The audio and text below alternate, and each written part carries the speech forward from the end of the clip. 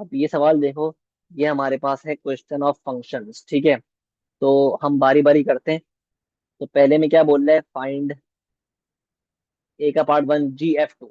GF2 इसका मतलब होता है कि G के अंदर F2। तो पहले हमें F2 निकालना पड़ेगा।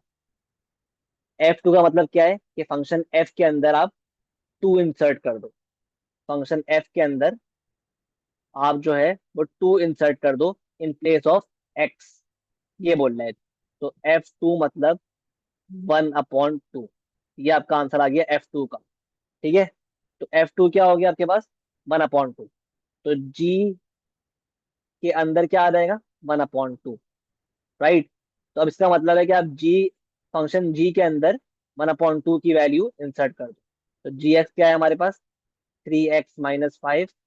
तो G 1/2 विल बिकम 3 × 1/2 - 5। राइट। तो इसको आप सॉल्व कर लो। 3 × 1/2 -5 will become -7/2। That will be your answer. Now part two में कह रहा है find the inverse of G. तो इनवर्स निकालना बहुत इजी है, बहुत सिंपल स्टेप्स है। First replace GX by Y। ठीक है। Now make X the subject, Y + 5/3। Once आपने X को सब्जेक्ट फॉर्म कर लिया, now replace X by G inverse X and Y by X। तो G inverse X will be X + 5/3। That will be your answer. ठीक है। अब part B में क्या बोल रहे हैं, find in its simplest form G(x - 2)।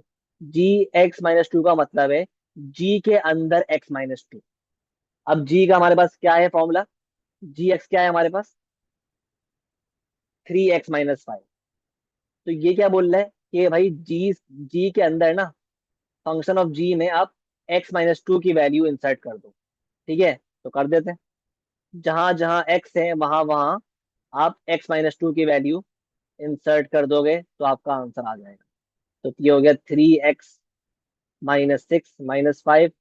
Now 3 - 6 - 5 is -11। 3x - 11 is your answer after being simplified. I hope it's clear.